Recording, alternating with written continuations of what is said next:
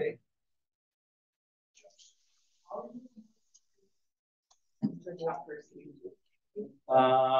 No, actually, what we want first would be New Ulm internet.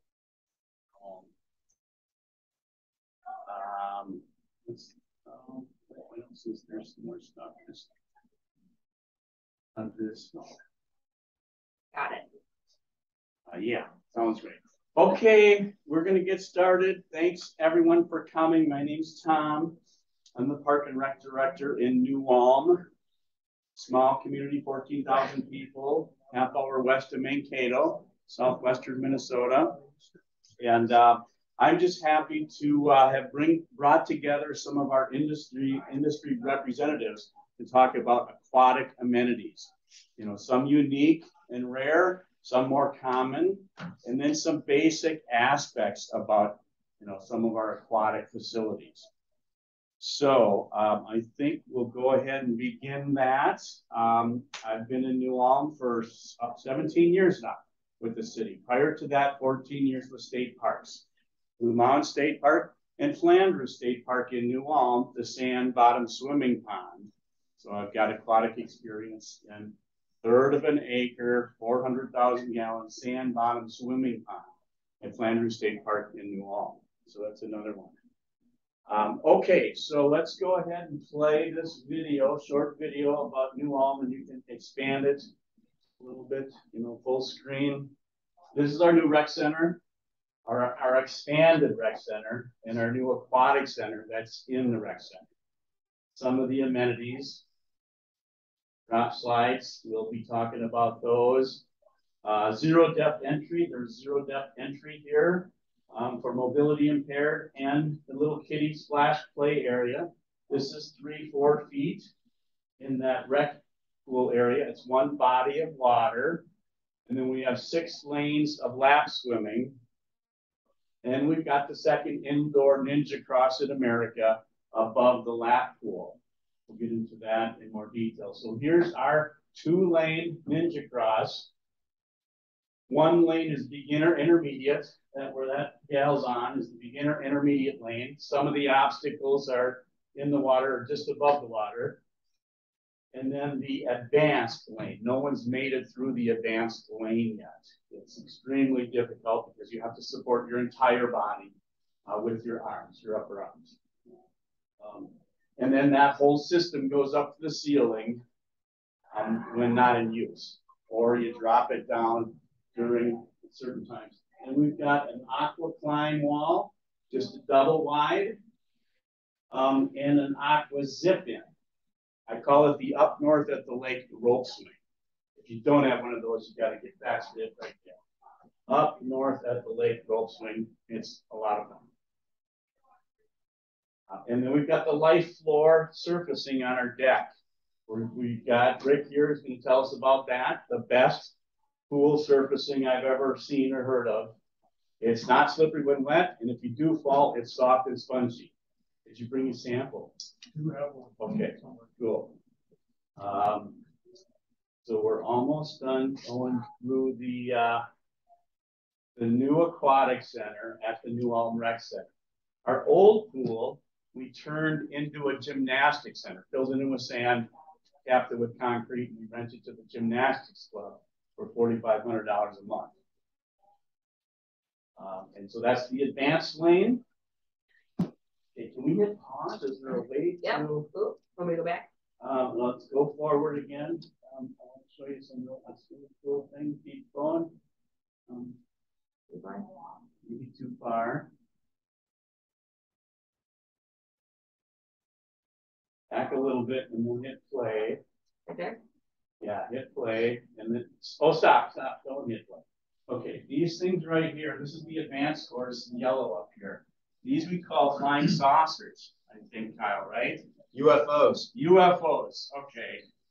So they are on a single cable up to the superstructure, and you have to, by your upper body arms, grab them at the same time, like that, or you're in the drink. So it's like, No one's made it past UFOs. 10-year-old girls that do gymnastics fly through this in 36 seconds. Yes. Anybody else that tries this, I Yeah. can't even get halfway through our advanced course. But Yes. we designed it to failure.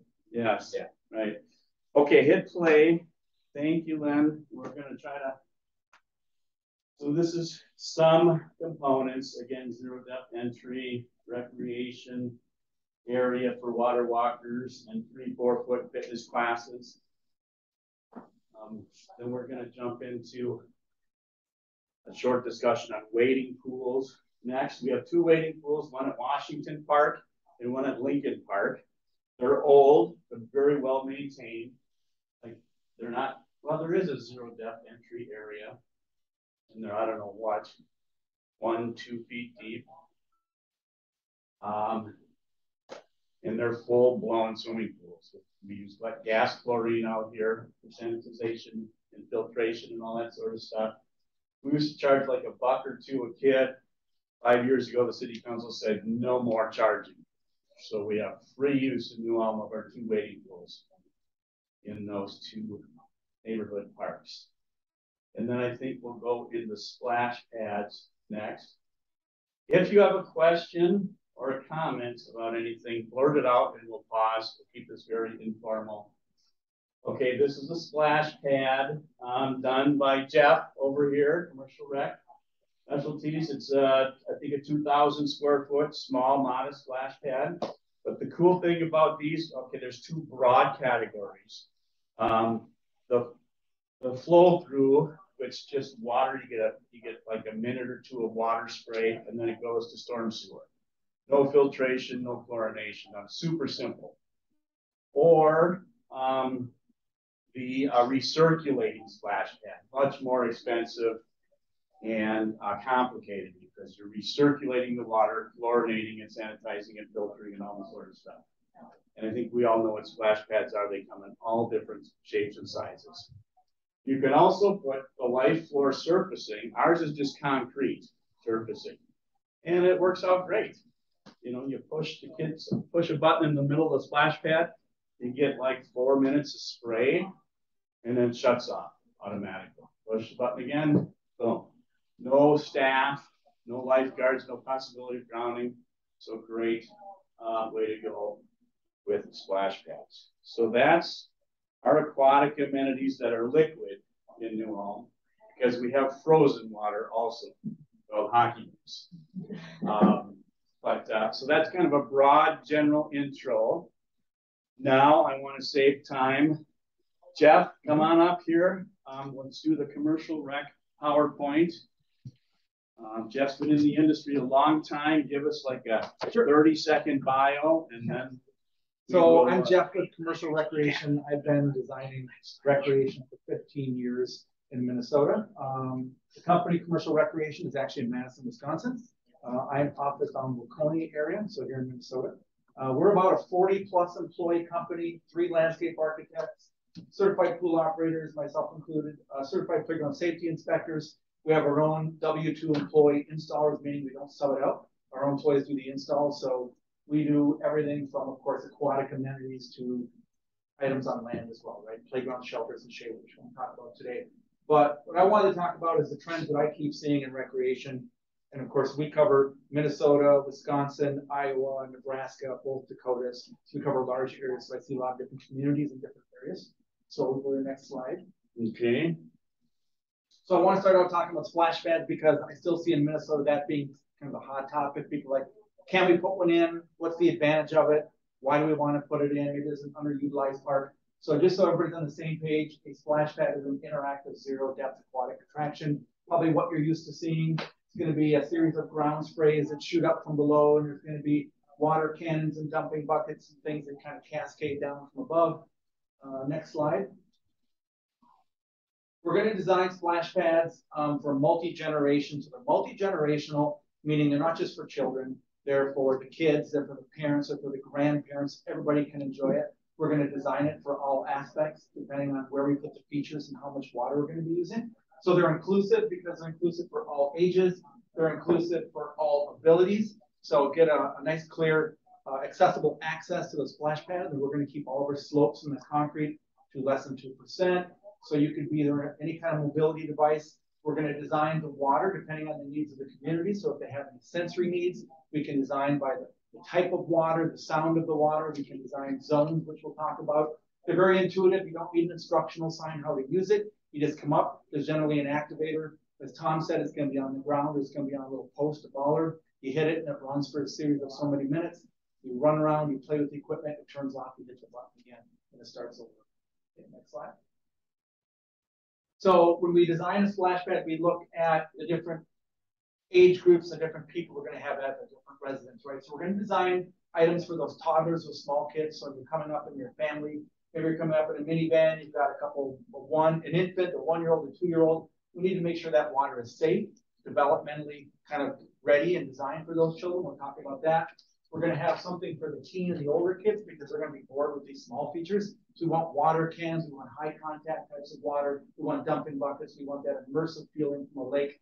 And then we're going to have a family base so all the family can come back together, parents, grandparents, little kids, older kids, and all play in one safe area. In that slide.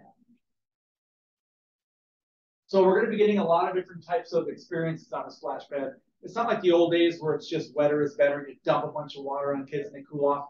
Now we're doing interactive pieces where the children can work together, so collaborative events, right? They work together, so they're working team building, they're working competitive with different items we'll have with the competing.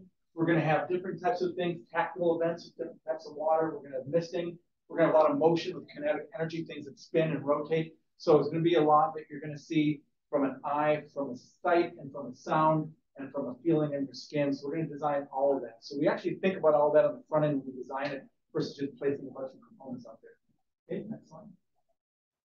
So typically when we do a splash pad, we're going to design in these bays. So we're going to have a section kind of designed for the younger kids, the toddlers. It's going to be things that are lower to the ground, less intimidating. So the water is going to be softer. It's going to be safe for a 12-month-old to put their fingers in their face, and so we're going to dial everything down. We're then going to have a bit more of an exciting area, which is going to be more dynamic, a lot more running. We're going to encourage kids to move around the pad, and we're going to have things for those older kids. And we're going to put that as far away from the toddlers as possible. So let's put your younger kids on one side. Let's put those items where we're actually inviting children to run and play on the other side. And then somewhere in the middle, we're going to put those items we call the family zone, where you could be a parent or grandparent holding that toddler, and all that water is going to be kind of safe for that environment. So that's going to be your family area. Okay, next slide.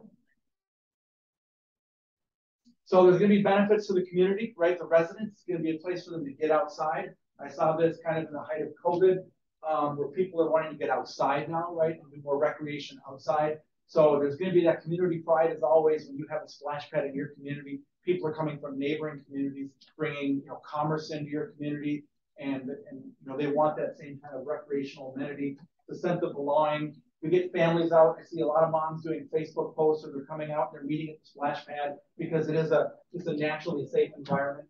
As a city, as an owner, if you have an underutilized park, it's a great way to really redevelop that park.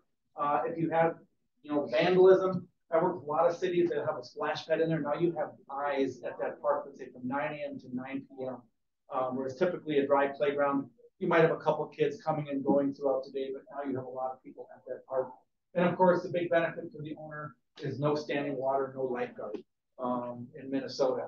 And then it just depends on whether or not you want to go with the flow-through system, where it's completely automated, nobody has to be at the park, or you do a recirculating system where somebody will have to visit that park once a day, test the water, log it, things that the health department's going to require. So all splash pads, whether they're a flow-through or a recirc, are regulated by Minnesota Department of Health, the pool division.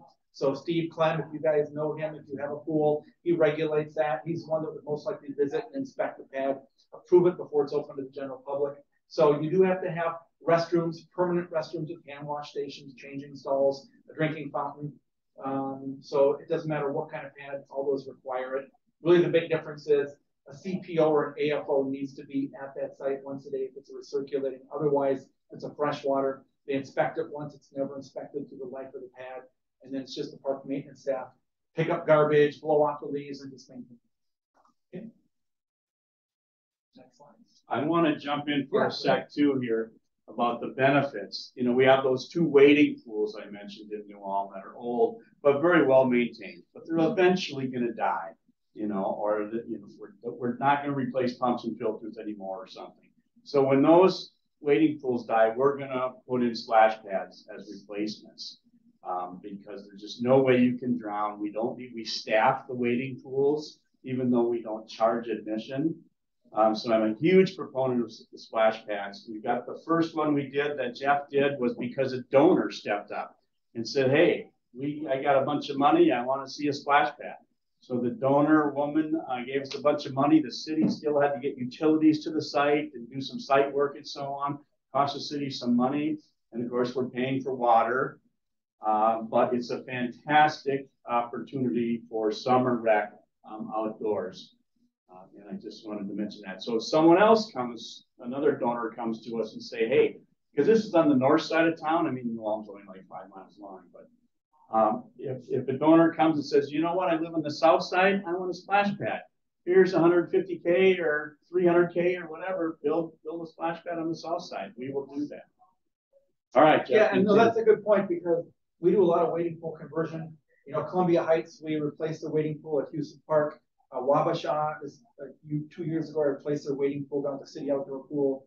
Even Mankato, the golf course in Mankato, the country club, they want me to replace their wading pool, a private organization. So because the cost could be $300,000-400,000 to replace that, and then why not put that money back into just repairing it? So as far as like manifolds, it's just more technical. It's really the last technical slide is if it's a flow through. We have lots of solutions where you put the equipment. You don't have to have a building there. We can put it into cabinets, start building a $100,000 restroom building just for the mechanicals. We have lots of solutions. Same thing for recirculating. We have lots of solutions as to where we can put that equipment. I'll show you in a couple of the next pictures here. So of course, this is New Ulm, that's North Park, one of the early on photos I took there. Round shape. We have the toddler zone kind of on this side, and then your water cannons and dumping buckets. So we're kind of separating the different age groups there. I'm going to jump in again. Yeah. The Lions Club, they love this splash pad, even though they were not donors.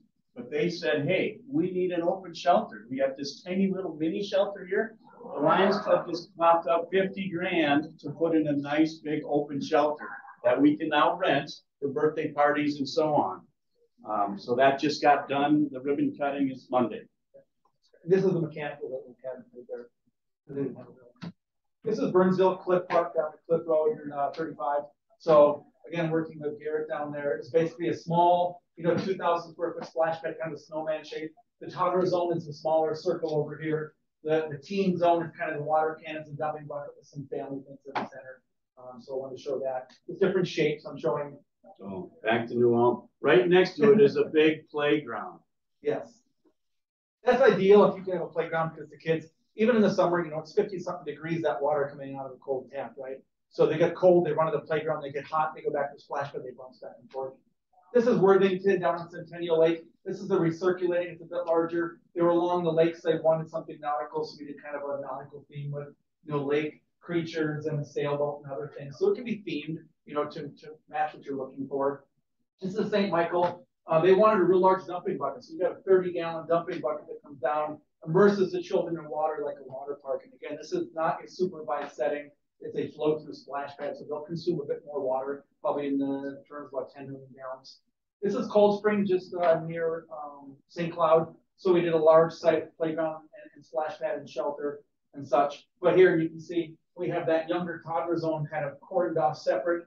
We have the larger zone for the older kids. The way that we did this was there's 2 activators, activator here and here. And you want to be responsible and sustainable with your water when you can, especially when it's a freshwater system like this. They did not recirculate this, but 5,000 square feet. So if a family comes up and they only have small kids, they hit the activator, only the water turns on in this section.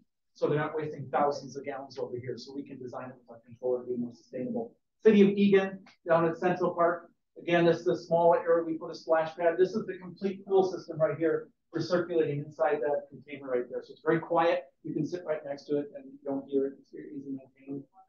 Down in Rosemont, again, Central Park and Rosemont as well. They originally designed this to be ground spray only. And we have some different types of caps we put on there. So if you change your mind, you can convert that to a vertical. And they did that in a later year. Turned out really nice. So that's splash pads. Just so you can get a feel for the different shapes and sizes. We do a lot of elevated play, so let's say you have a community center. These would be supervised settings because it is above the ground now. It can be on concrete, it can be dry, or it can be in a zero depth, or it can be in a standard like waiting type pool environment. So we have a lot of different structures for different ages. This is a structure actually designed for children at 2 to 5 age. So your stair treads are lower, your pipe diameters are smaller, the water is less flow. So if you're looking for something for those younger kids, it's actually designed for them. So in many cases in a pool, we'll do something like this in the zero depth. We might do a larger structure in the deeper part. Again, just some pictures so you can get a feel for the slides and types of events and activities the children can play with. This is the YMCA up in New Hope. So there we just put a little theming and put the Y on the bucket. It's a little bigger structure, but you can see it's on a splash pad. It's on a dry area with runouts on the slides. But again, as long as it's supervised, because children could jump off that and try to climb it, you want it in the supervised setting. This is the design I did for Valley Fair down at Barefoot Beach. So we did, again, another structure with a series of splash pad features around it for them. And then I just want you to see a couple photos that can go much larger. So we can get much larger systems with integrated slides and such. So just to clarify, these require supervision because they don't have safety servicing below them? Yeah, because typically in the aquatic world, you know, you're not going to have this kind of poured in place you might have in a playground where you have 12-foot fall heights. You just can't get that with that kind of water. You might get like a life floor or a poured in place, but it's going to be half-inch, 3/8 to half-inch. So yeah, just for falling. This is New Richmond, Wisconsin. I did a little project for their community center. You know, everybody has these umbrellas. They're everywhere. They consume a bunch of water. And it's just a lot of water that flows down. They wanted more interactiveness. So we said, let's go ahead and put your zero depth, a small structure. We'll move the turtle slide. So the next picture shows what we did. So we basically installed with that. So we didn't have to do anything to the concrete. We used that existing mount that was feeding the water to that elevated umbrella. We just basically put one of our mounts in there. Now we have a complete slide structure in that same place. So other items we do that are aquatic, we do all of the inflatables outdoor in the ocean front. So if you've seen some of these green and blue and yellow items in a pool, it's by a company called Wivet. So Recreonics handles all of the Wivet product nationally indoor. We handle exclusively all of their stuff outdoors. So if you have any kind of outdoor lakefront that you want to do, we do that. Of course, we do pedal and paddle and SUPs and all that, as well as we do the aqua climb and other brand climbing walls for a pool. This is what it could look like. So anything that's an open water, sealed air type of play event, you anchor down outside a beach and you sell wristbands and the kids can go play on it. So we do a lot of that, especially with resorts like Cragen's and people like that. We do a lot of resorts with the jumping trampolines and things on the water. So the last thing we do is we can actually build man-made lakes and put recreation around the man-made lake. So we're working, for example, the city of Sturgis, and they were going to put in a multi-million-dollar aquatic center. You know, we started talking with them, and now they're going to put in a large lake. And we're going to have the inflatables, the zip lines, and all sorts of things around it. So we're kind of designing that. We'll actually go out and build it, put a liner, and do that. So it doesn't have to be big, but we can use different sizes. Curious about the bottom in that lake. What did you? I mean, is that for concrete? If you wanted to have a sand bottom, what is It'd be a sand bottom. We'll dig it, dredge it. I don't have any pictures here. Then we'll put a liner in it, and we'll bring in a couple biologists to do it naturally. So you won't have to worry about like a filtration type of system, and then we'll put the sand in. And then design the depth depending on the equipment they want. Because some of those inflatable products, the higher you go above the water, you need deeper, you know, underneath kind of thing. So we can design that as we're building. So yeah, so thank you. Okay, Jeff will stick around because we might have questions later. Kyle, you want to come up for a bit? We're going to talk about Ninja Cross next, and then we're going to get into inside edge flooring and the light floor stuff. I'm going to pull up. I'll get over here. I'm going to pull up your website. So I'm Kyle Rieger. I'm with Ninja Cross, if you haven't noticed. Most obnoxious shirts in the world, but they get everybody's attention. My team has been building aquatic centers, water parks, and adventure parks for about 25 years. My grandpa sold pool chemicals in the 70s and 80s. My uncle started a company that became the largest water slide company in the country. And we have a gentleman on our team that's built about 100 land-based ninja courses. If you see these ninja gems or anybody seen American Ninja Warrior, people that want to monetize that craze. Wait a second.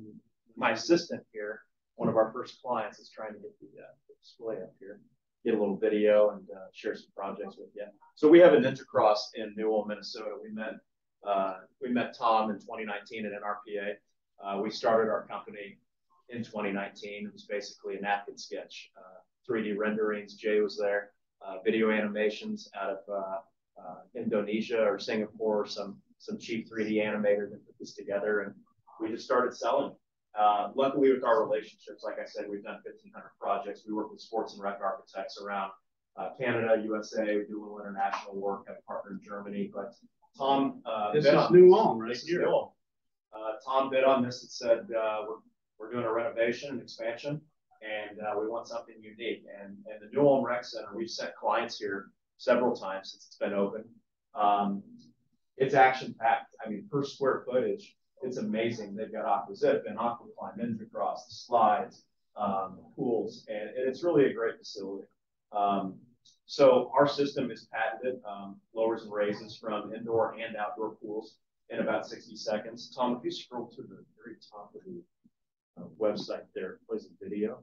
Okay. 9 out of 10 of our projects are indoor because they're open 12 months throughout the year, and monetizing this or selling it to city council, your donors, your sponsors, it just economically makes more sense when Tom's facility is only shut down 5 days a year. That being said, we do build outdoor systems, and we're quoting outdoor systems as far north as Montreal. We're doing one. I was in Fargo yesterday in North Dakota. We've got an outdoor going in up there.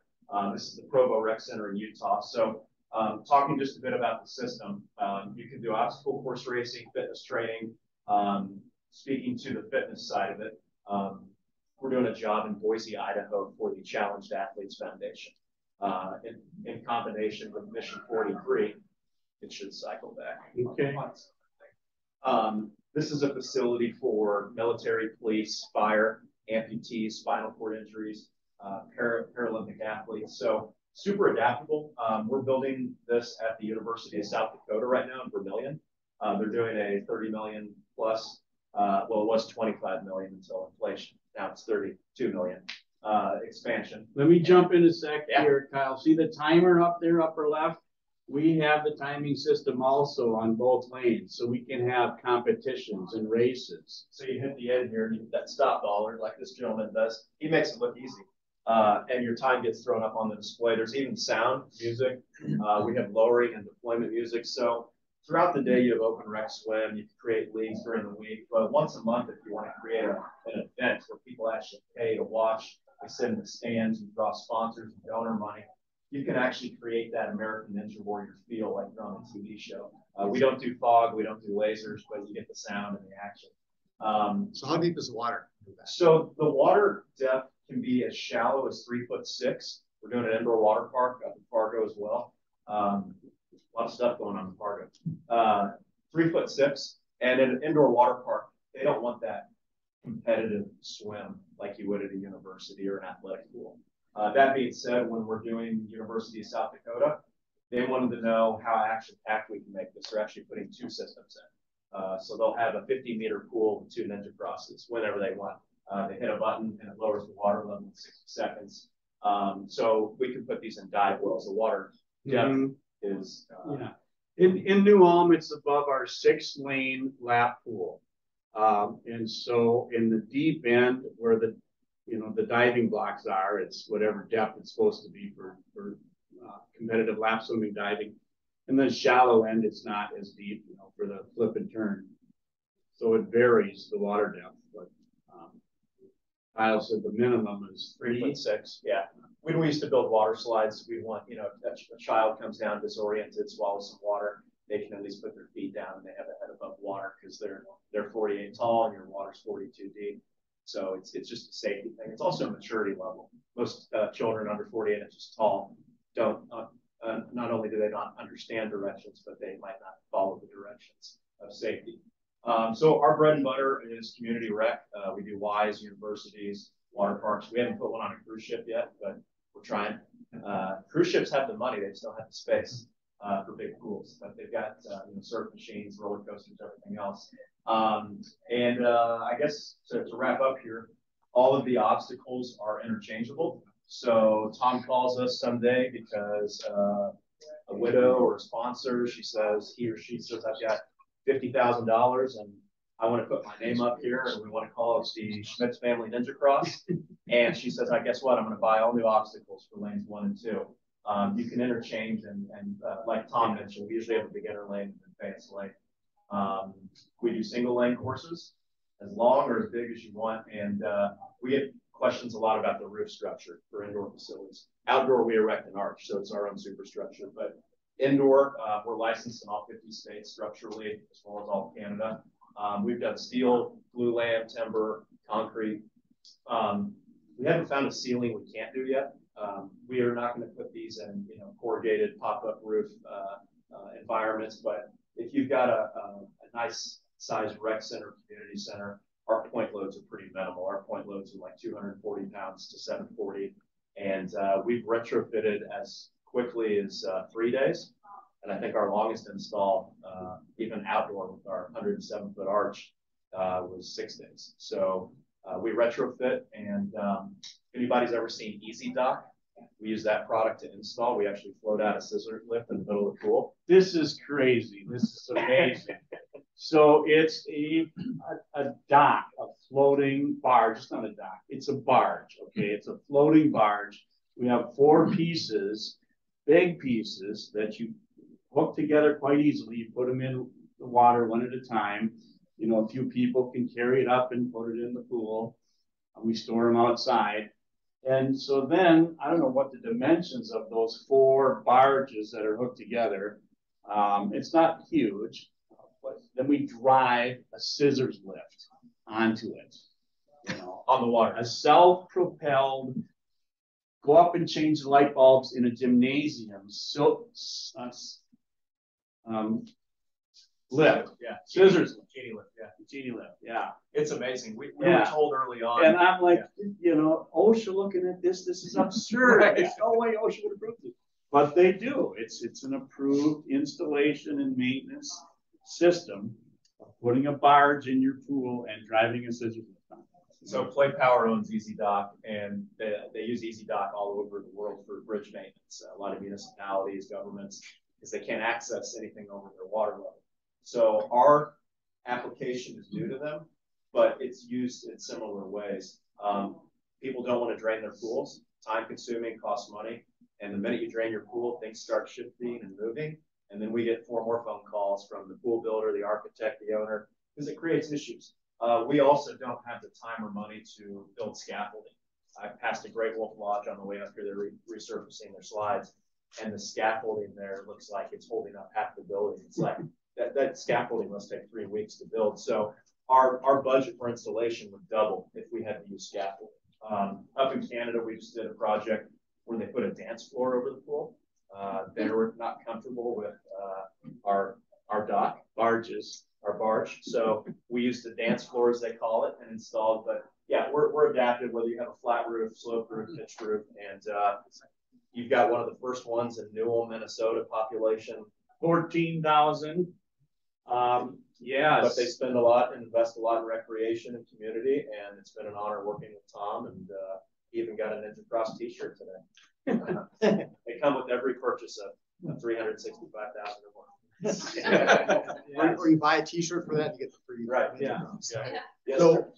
one more quick one Yeah. is the deployment. It takes a matter of minutes. You push a button and this whole apparatus lowers from the ceiling to participation level. And then just like 3 minutes is all it takes to go up or down. Question? My question would be for the outdoor systems. Obviously, you're working in extreme environments like ours, Montreal, Fargo. So you're dealing with issues relating to doing this outdoors and having to winterize. What is involved in winterizing? Because I'm sure our park maintenance division is going to be asking. Yeah, so our first outdoor was in Houston, Texas, and we actually had a hurricane hit a few months after we installed. So we've engineered this to, I think, what's 130, 135 mile per hour winds. Then you have also the salinity in the air and all the salt water. Then you come further north and you worry about freezing. So we have weep holes like you would on a water slide tower so that water can leak out, drain, I should say. So the pipes and the columns don't burst when they freeze, when the water expands.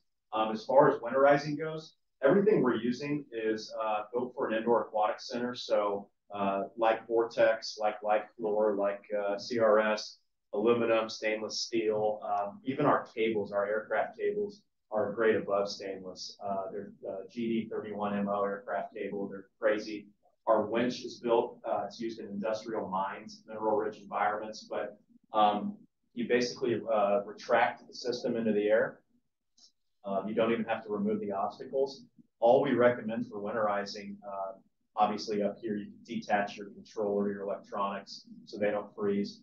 That's just a 30 amp electrical service, so you can take that off the wall, but there's not a lot involved. It's made to withstand the harsh environments outdoors. Even our obstacle cables are from Incord, so instead of rope, we're using a polypropylene wrapped steel core cable. Rinse it off with potable water, and Bob's your uncle.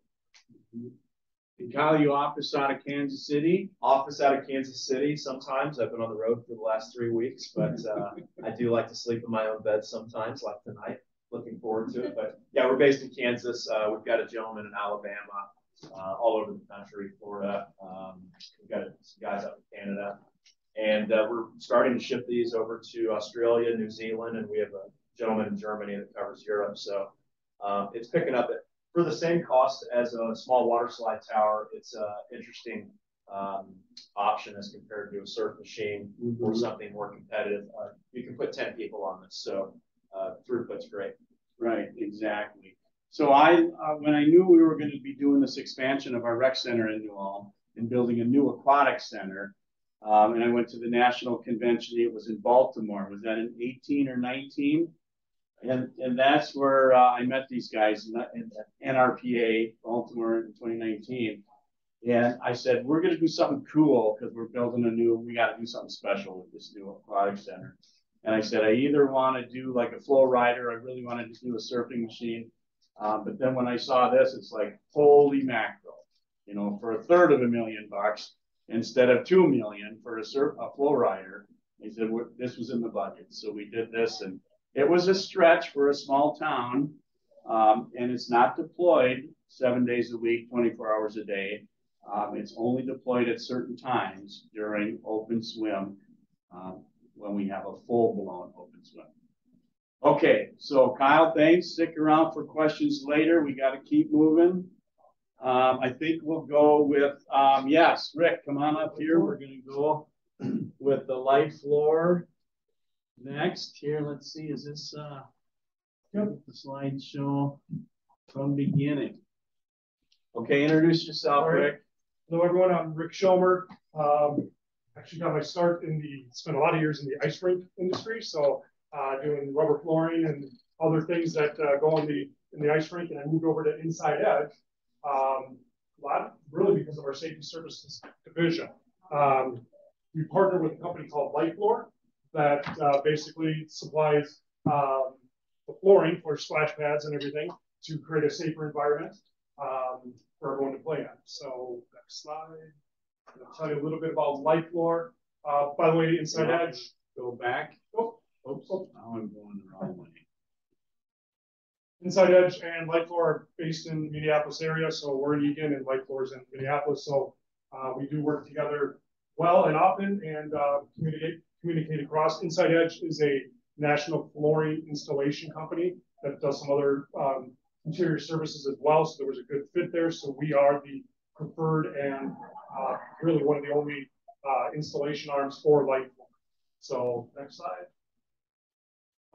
Basically, we saw a bunch of, Jeff was taking us through a bunch of splash pads. A lot of them had concrete on it, and that's great, serves a purpose. But we always like to say that, safety surfacing on the pool decks or splash pads can improve the user experience.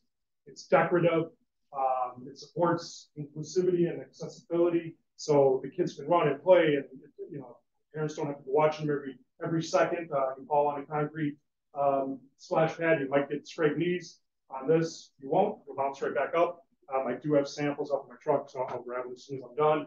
And I'm also at the show tomorrow too, so stop by and see that. But one of the demonstrations we'll do is you can hold an egg about this high, and you can drop it, and 99% of the time it won't break. So patented safety technology all built into that. So next slide. So an example, this is one we did in Texas. So you can see the splash pad, and then we'll come in, install it, cut around all the spouts and everything. So see the decorative side of it right there. Next one. Again, it appeals to all, to the guests of all ages, abilities, and stages of development, as you can see in there. I'm just not going to read you the slide, but it promotes development, and it does stand the test of time. We feel like if you have a decorative, safe environment, the guests are going to stay longer, they're going to enjoy themselves, they're going to come back, so there's less risk of getting injured. All those things go into that. So it's really improving the play value, the play time that they're on that. Slide. It's one that we did in New Jersey. It's the overhead shot. So, it's not the whole area. I mean, this is either concrete or it could be a pour-in-place surface or whatever, but this is all the light floor project right here. Quick point on this, we have a design team. We partner with Light Floor, so if you have a vision and you want to create something like this, sit down, design it all, and then our installers go out there to start and install it, as you can see there. So, yeah. I just think that's great because it's a lot easier to theme a splash pad or something by that than it's trying to bend steel and make it look like something. Right, so exactly. It's a great solution. Exactly. We got about 30 different colors from bright to dark and then everything in between. And then as we're able to your point, design this and make features out of it instead of just having it just be a flooring surface. Slide. And talk about the guest experience. I mentioned that a second ago, but completes the design of the facility, right? You spend a lot of money and a lot of time, and you almost put in a lot of money in the recreation and in the play area and everything. And this just really brings it all together, completes that look. Does improve safety. It's NSF 50 approved, which is just basically a national safety evaluation that they put on it. It's one of the only splash pad coverings out there that is NSF 50 approved. And again, it's all about having fun, right? So you want to increase that fun and the vibrant colors and all that fun stuff. So I'm going to jump in here, Rick, too, Please. about so the indoor pool at our rec center that began in the 70s, it was 1 inch square ceramic tile decking, and it was super slippery when wet. And then, I don't know, like about 20 years ago, which would have been around 2000, we put an epoxy surface on it and tried to mix in some silica sand to get some, less slippery stuff. But it was still slippery, okay?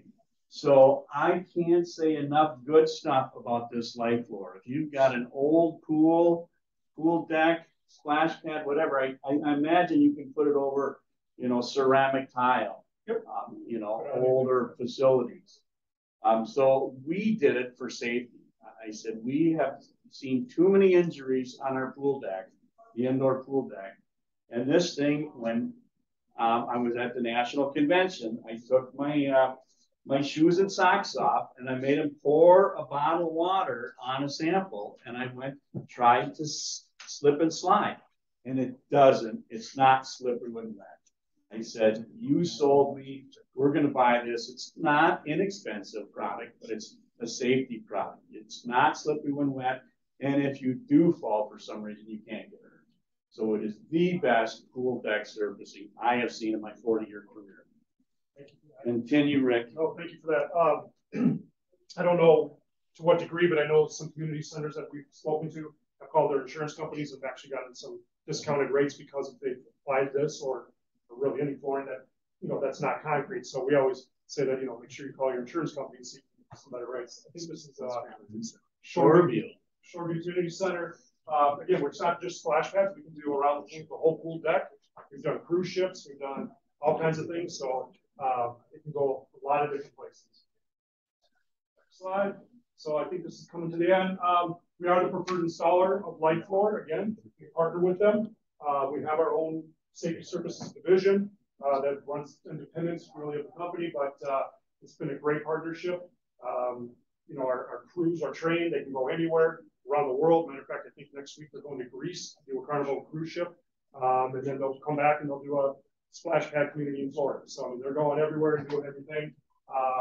The custom logos and the complex themes and designs, and that takes some talent to get that laid out and get it the right way and positioned and everything. So our crews are great, and we keep training new ones because as the the sales go up, we got to support that. So, Wow.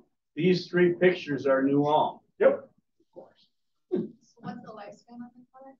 So the warranty on the product is 5 years, but like anything, if it's taken care of and maintained, you'll get well beyond that. But I mean, by 8 to 10 years, typically you're starting to see some wear, especially in high usage areas. But it is warranty for 5 years. There are cleaning solutions that Light Floor provides that helps encourage and lifespan a little bit longer.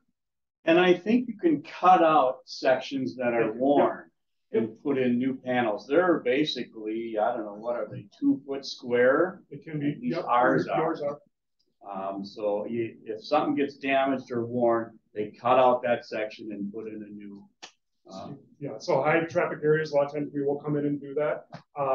Like anything though, when you put something new in something that's been there a while, it takes 6, 8, 10 months for it to kind of look like the rest of them, but it's better than replacing the whole floor. So high traffic areas, certainly you're going to probably replace a little bit quicker. But install warranty is 3 years, but we'll stand behind anything. And it's 5 years ago, we don't care, we'll back out there and fix whatever. But we have very few service calls on this. We do replacement tiles on occasion, but otherwise it's a great product. Any other quick questions for Rick? I like the egg drop. Did you talk about the egg drop? Yeah, we're going to do that. I'll do that tomorrow at the show. The exhibit hall. Yeah. I didn't want to do it in here in case it broke, and then I got to clean it. Right. But 99% of the time it doesn't break. I've never seen it break in 10 years. Yeah. So we'll do that tomorrow. I got to run to the store. Okay, Rick, thank you. Jake, come on up. You're next. If I can find your stuff. Okay, introduce yourself, Jay. My name's Jay Weber. I've actually got 2 companies. One is Weber Recreational Design, which is our dry playground equipment, picnic shelters, basketball, anything you'd have in one of your parks or a school playground. The other division or other company is called Recreation by Lemmy Jones, and that's our water division. Rick's not in here, but I just want to start this out. Easy Dock is a play power company. My dry play company is Miracle Recreation for our playground equipment. The minute Play Power bought Easy Dock, I called and said, hey, I'd love to rep that. I'd like to rep Fun products. Nope, sorry, that's manufactured. That started in Minnesota. You cannot have that. Then Shoreview, Minnesota had the first Light Floor that I ever saw. And I got back to my office, I called Light Floor, and it's like, hey, I'm in the aquatic business, and I'm a sales rep, and I would like to rep that. Nope, I'm sorry, they're a Minnesota company. So I just, my dauber was down from the last 2 presentations for 2 products that I think are phenomenal that I can't sell. It's the mecca of aquatics. Who knew? Minnesota. Yeah, imagine that. The land of 10,000 lakes. All the innovation. Yeah. So anyway, sidebar. But those 2 products are actually great products. My company, we actually manufacture commercial water slides. We also rep other products in the aquatics industry. And this is actually one of our products that we just kind of acquired the molds for. It's a 3-lane racer. And as far as I know, it's the only one in the country that we can put loops in. So it takes up a lot less space. And you get a lot more traffic down it because it is 3-lane. That one's got a spiral staircase on it, and we can configure it any way, which way. If you have an aquatic center, these fit real nice on a hill. If you've got a pool that's got a hill on it.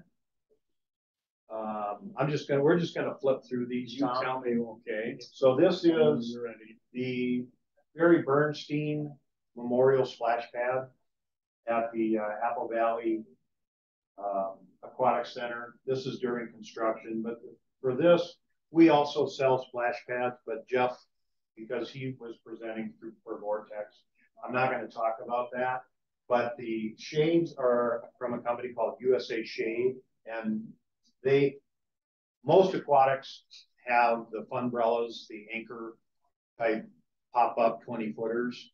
We can do that as well as put something different in from a look standpoint. It's definitely a nicer visual, and we can get a lot bigger coverage. if you have areas in your aquatic centers that you want some shade on. This was our first product from our aquatics manufacturing company. It's a top bouncer. Before it had the bouncer part, we put stainless steel springs on it so it would actually bounce the kids. That's down in Austin. And that was our first product ever made. This is the Austin water slide that we did a number of years ago with the speed slide that has a enclosed 36-inch enclosed tube to an open. That was done when they did the renovation in 2015 or 16, I believe. This is a project we did in Colorado that their fiberglass from the company they bought it from was giving up, and they didn't want to buy all new. So we came in, did a site scan of the area and elevations for everything, and we built the new fiberglass for them to put on their existing slide. You can see it's not completed. That's during installation. And that's, again, another picture of that one when we're almost done with it. But if you've got older slides, we can either recondition them by taking off the old gel coat and getting it down to the substrate and then putting new gel coat on it to get additional life out of it. We do maintenance contracts to take care of that glass if you don't have the staff to do it. This is a project, we call it a photo op. It's above the banner there. It says Faribault Aquatic Center for there you go. Where these plungers, you pull one side and it fills up slower. You pull the other side, it fills up faster, and if you flip the next one, it's got a big dump on it. So it's grandpa taking pictures of the kid trying to catch him when that water's tipping. It was very, very popular. It is very, very popular for the city of Faribault. This is Granite Falls, a little bitty town, way smaller than you. Yep. And they had a facility that they wanted a slide in, and we had to cram it in a corner. So that's about all we could get out of it. A little 270-degree turn, all stainless steel structure, super heavy and incredibly expensive, unfortunately. But they will never have a problem with that structure. This is the same kind of ceiling we have in our aquatic center in New Ulm, the concrete double T. And so Ninja Cross was able to bolt their system into these concrete double T's, right, in the ceiling. That's Hutchinson during the construction of their aquatic center. That was a big boy. That was a fun project. You got, what's your daily attendance? Do you have any numbers on that, Mark? We were over 50,000 this summer. For the summer, yeah. Yeah. This is Hutchinson, Minnesota. Correct. There's a Hutchinson, Kansas, where I'm from. Right. Yeah. You didn't call me when you were in town? Read the room. Read the room. We get calls about places we don't have, they want to rent certain things, like, where you call, well, this is Minnesota. Yeah. One day, I think it happened the other one too, probably. I've had meetings in the northwest suburbs of Minnesota. I tell them I'm from Hastings, and they say, well, that's down by the Iowa border, right? Like, 20 minutes. This is the project that we did down in Iowa. It's obviously you can see what it is, but the point of this one is it's got a run out, so you don't actually always have to have a pool. We can do a run out. Your holding tank is down underground. Pump the water up, let her go. We also do these soft play features. This is our little crabby, and this actually shoots water out of the eyeballs.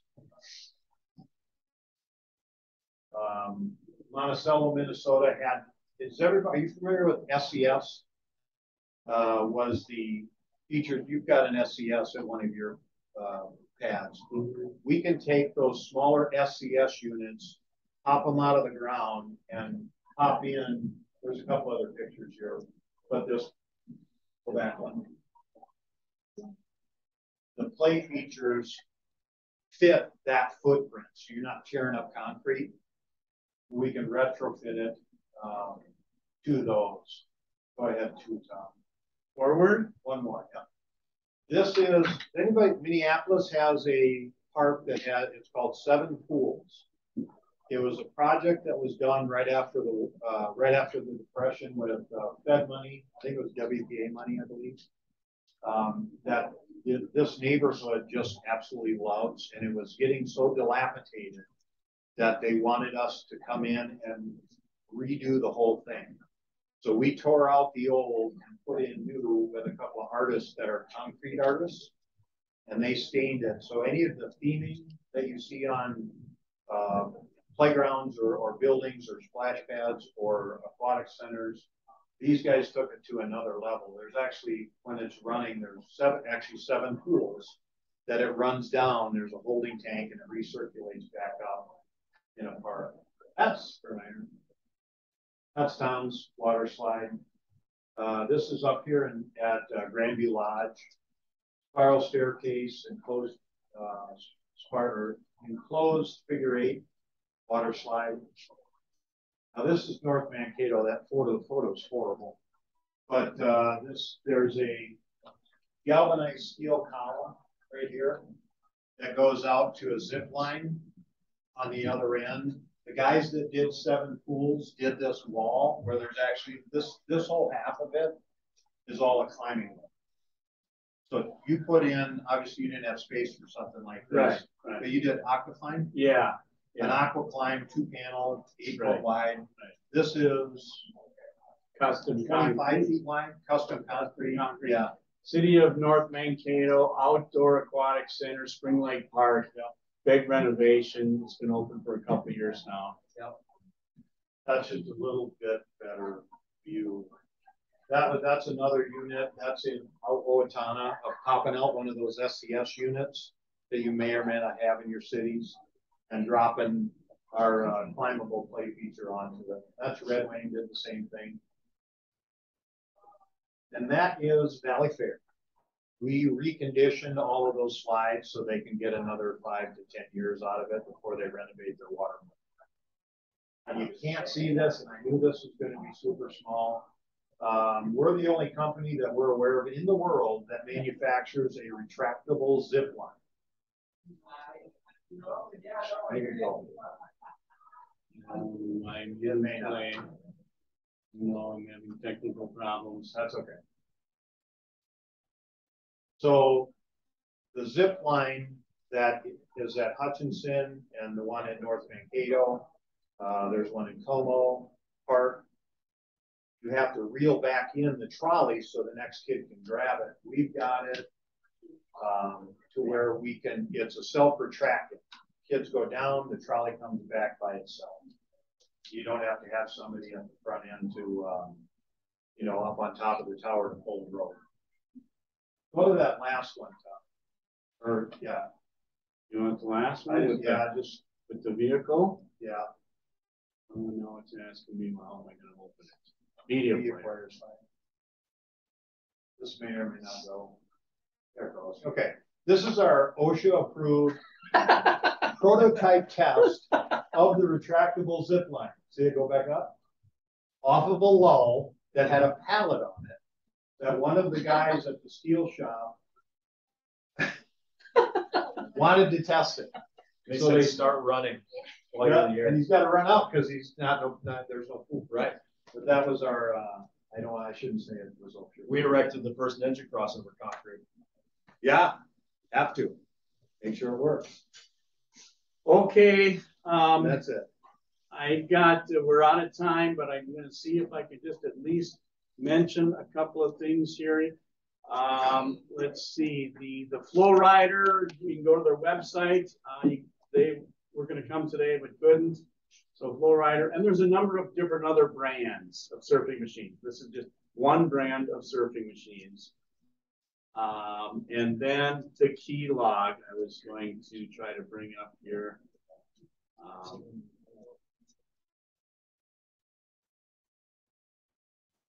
She came last year.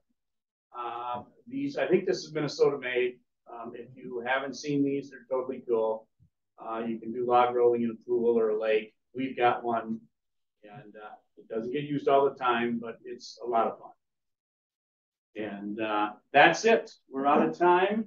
The reps will stick around if you have specific questions for the reps. And I think some will be at the exhibit hall tomorrow. Make sure you check that out and do your evaluation and leave it by the door or with Marv.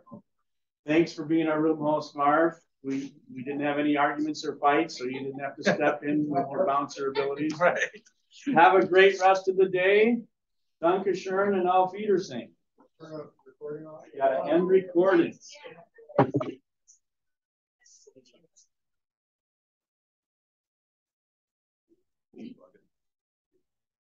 All I'm gonna be doing is hanging out at the airport. Well, I guess I'm gonna go eat airport food, working on it. I don't see any more of those brochures. They're all in our in the case for that one. Yeah, that's probably. Where are you from? Are you the moderator or are you the citizen? No, I'm gonna Do it as well. Okay, cool. What's the name of the? Okay. I used to build splash pads all over Midwest East.